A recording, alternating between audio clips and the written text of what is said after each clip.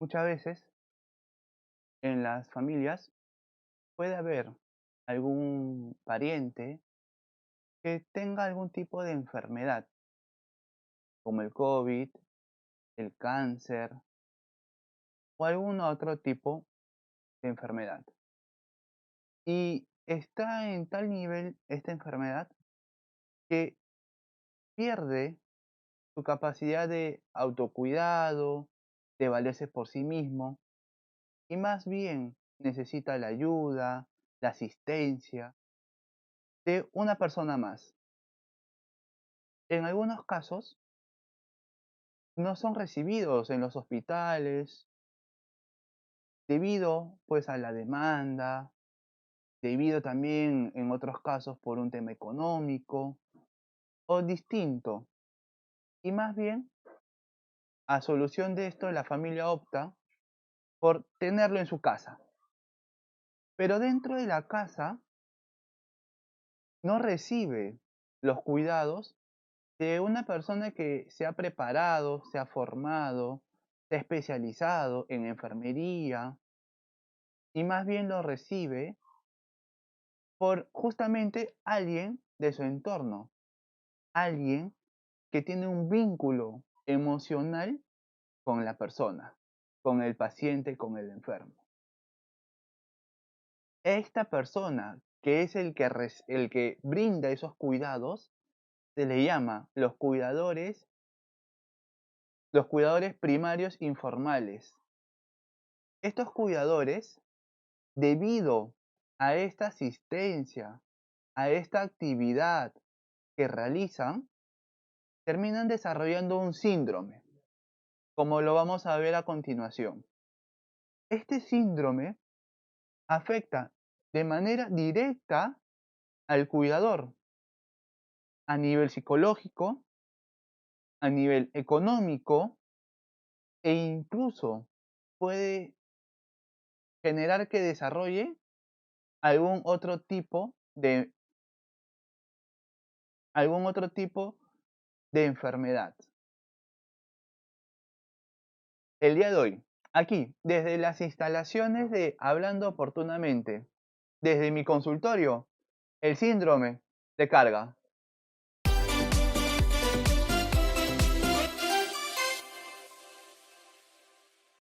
Hola, ¿qué tal queridos amigos? ¿Cómo les va? Un gusto de poder volver a ingresar a sus hogares, que ustedes puedan ver una vez más una nueva entrega de su canal de Hablando Oportunamente.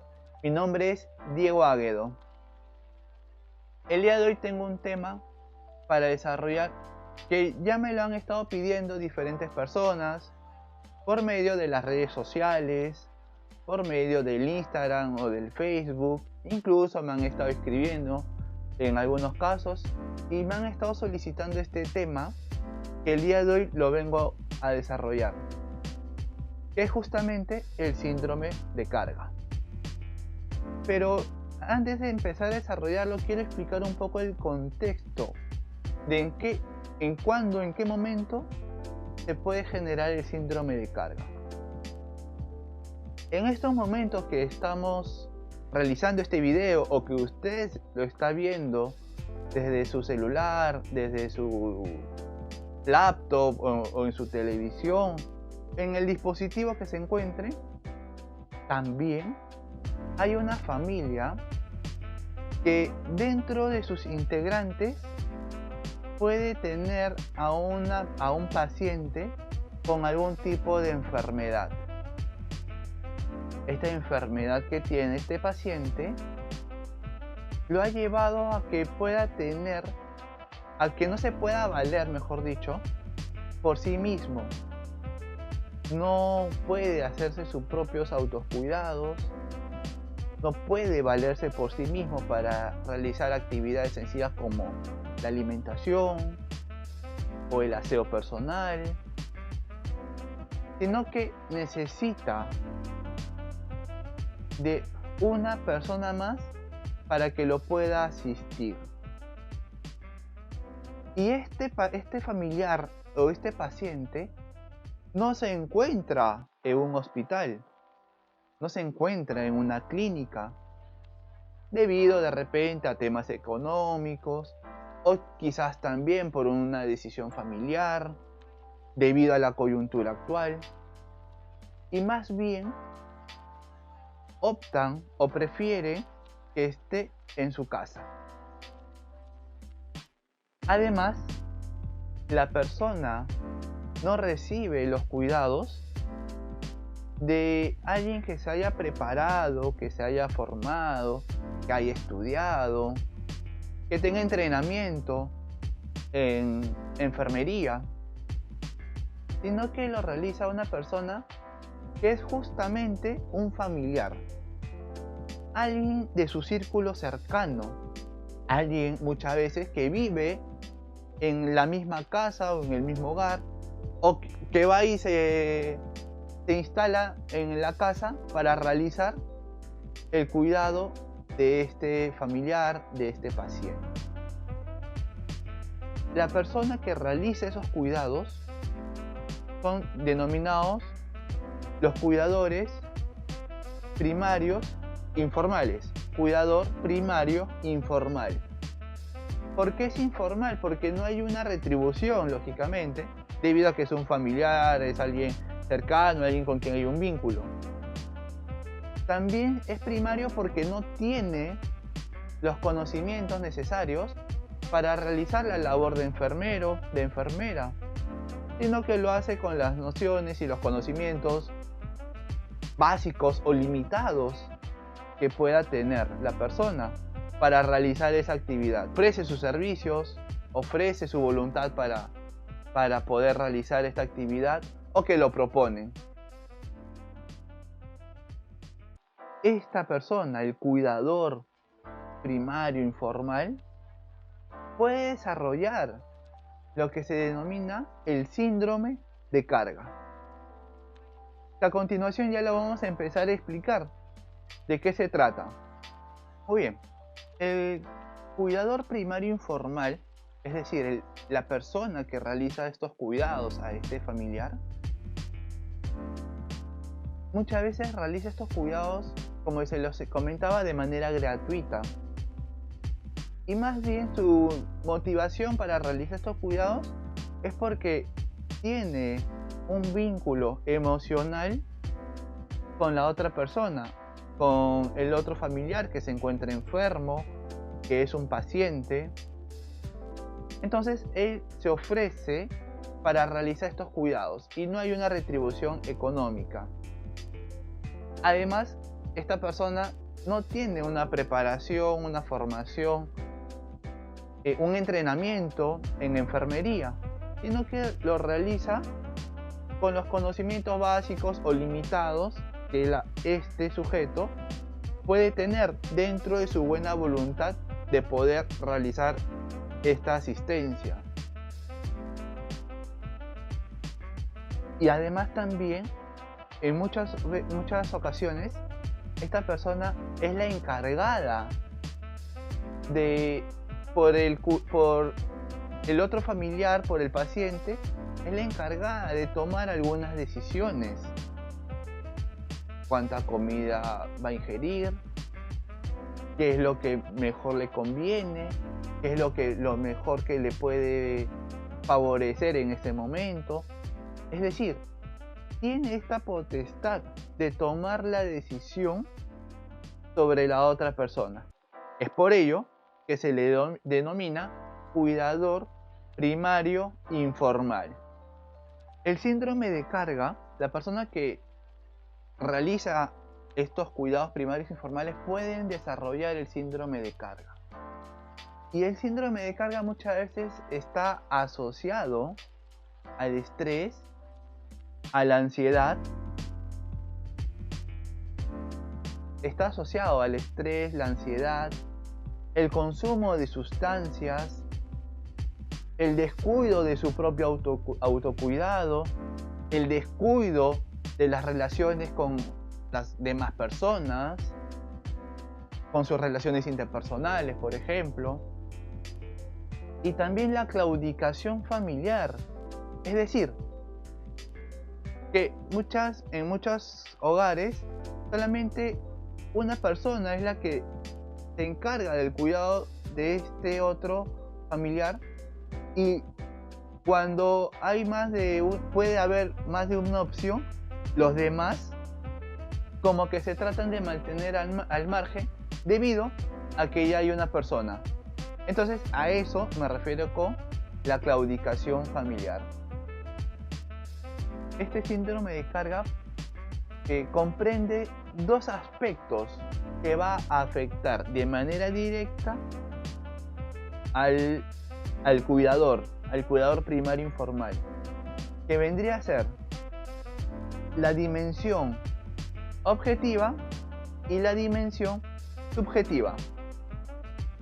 La dimensión objetiva se refiere a que va a afectar de manera directa a las demandas físicas, va a generar estrés, va a haber un estrés financiero también por el tema económico, y por supuesto algunas restricciones en la calidad de vida, por ejemplo de salir con las amistades o de hacer una vida cotidiana normal. Eso comprende la dimensión objetiva. En la carga subjetiva va a afectar la incapacidad emocional de la persona y por supuesto también las demandas propias del cuidado de este familiar, de este paciente al que se le está dando estas atenciones. El síndrome de carga puede definirse como el conjunto de actitudes y reacciones emocionales que resultan de la perturbación de la vida emocional, social, familiar, física, financiera, incluso espiritual del cuidador, debido a que va a cumplir 24/7 prácticamente esta función de cuidar, de estar al servicio de este familiar, de esta persona con quien comparte además un vínculo emocional.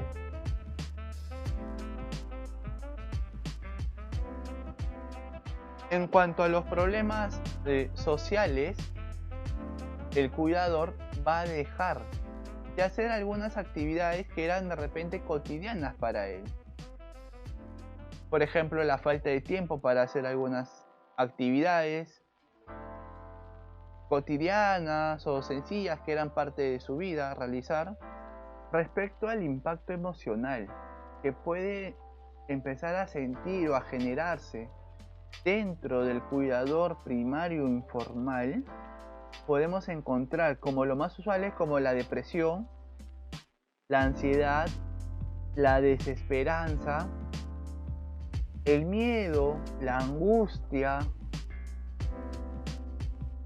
sobre todo también la sensación de estar atrapado, de no saber cómo más poder distraerme, cómo más poder librarme un poco de este estrés que puedo estar desarrollando justamente por mi actividad diaria de cuidado a esta persona, a este familiar, a este paciente que está dentro de un hogar. Dentro de los problemas sociales que se pueden tener a consecuencia del síndrome de carga está, por ejemplo, la falta de tiempo para realizar mis actividades cotidianas, mis actividades diarias que venía haciendo,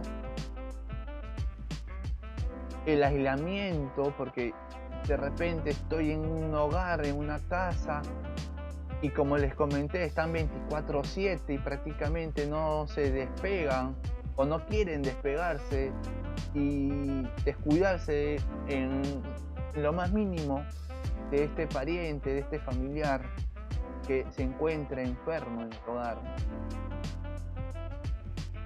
Y por supuesto el itinerario diario, de las actividades propias que realiza como cuidador, de la asistencia que le brinda, que le da a esta otra persona. Tanto el estrés financiero como los malos hábitos de salud nos van a llevar a que no hagamos ejercicios, y además también el hecho del consumo de sustancias como el alcohol, el cigarrillo, el tabaco.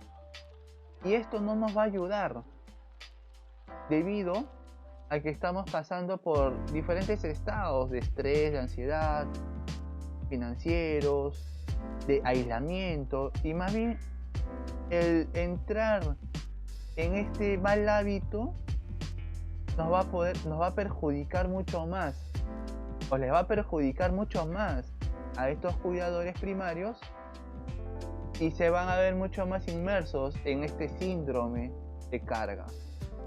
Entonces, ¿qué se puede realizar? Ustedes dirán, entonces, ¿qué se puede realizar? ¿Cómo se puede hacer para que el síndrome de carga pues pueda ir disminuyendo, se pueda mantener en un estado, digamos, casi saludable para el cuidador primario? A continuación se los paso a explicar. Se tienen que hacer intervenciones por cierto periodo de tiempo de descanso o de respiro a la persona. En la medida de lo posible, es que dentro del hogar no solamente está la persona que realiza los cuidados, sino que también de repente hay más personas que podrían en algún momento del día suplantarlo, apoyarlo y brindarle ese momento, ese tiempo de descanso necesario para la persona que está asumiendo esta responsabilidad. Eso le va a generar un mejor bienestar en cuanto al estrés, en cuanto a la ansiedad, en cuanto al tiempo libre, para que pueda realizar la actividad que él quiere, que él necesita en ese momento. Por supuesto, también aquí está el asesoramiento, el consejo psicológico. Un video o dos videos anteriores les mencionaba de que es importante escuchar a las demás personas. Cuando una persona habla, comenta algo, esa actividad le va a generar un alivio, una calma, una tranquilidad. Entonces, es necesario poderlo escuchar. Pero en cuanto a este punto del acompañamiento y el asesoramiento psicológico, por supuesto, como familia pueden buscar también este tipo de servicios con un psicólogo, o en caso contrario, realizar esto que les comentaba. El escuchar, la importancia de escuchar a esta otra persona, preguntarle, ¿todo está bien? ¿En qué te podemos ayudar? ¿Cómo te sientes? Y de esa forma esta persona va a poder sentir esa confianza y va a poder comentar, hablar, decir lo que le ocurre en ese momento. Aquí también podemos hablar de que puede haber una intervención psicoeducativa. Es decir, en algunos casos pues hay algunos grupos de apoyo que pueden ser también encontrados en Facebook, de personas que están dentro de este grupo y que entre ellos mismos se apoyan debido a la característica o a los síntomas que presenta el familiar. Ellos mismos se apoyan dándose formas de poder abordar las diferentes situaciones o problemáticas que se pueden presentar con el familiar, con el pariente, con el paciente al que están cuidando. Además, también es importante realizarles esta psicoeducación en el sentido de también poderse brindar sus propios autocuidados la persona que realiza el cuidado a otro, de poderse hacer los cuidados básicos de aseo, de poder realizar algún tipo de ejercicio y de esta forma poder disminuir o controlar el síndrome de carga. Formas diferentes que pueden realizar dentro del hogar dentro de la casa. ¿Con quién? Con la persona quien está asumiendo el cuidado de su familiar, de la persona que es el paciente, la persona quien necesita estos cuidados. Es necesario intervenir también, aparte, con el cuidador, porque puede desarrollar este síndrome de carga, como se los acabo de explicar. Les agradezco a todas aquellas personas que han podido ver el video hasta el como hemos visto. Este síndrome de carga afecta de manera directa al cuidador, que tiene un vínculo emocional, que tiene una cercanía, un parentesco con un miembro de la familia que se encuentra enfermo y que no se puede valer por sí mismo. Si en caso te ha gustado este video, te invito a que le puedas dar un like aquí al video para que de esa forma poder generar otro tipo de videos, otro tipo de temas de esta manera psicoeducativas. Si es que tienes dudas, te invito a que me puedas escribir en el chat de acá del video, y una vez que yo lo pueda leer de manera inmediata te intentaré dar algún tipo de respuesta. Y también les pido que ustedes me puedan ayudar a difundir más la psicología, la ciencia de la psicología.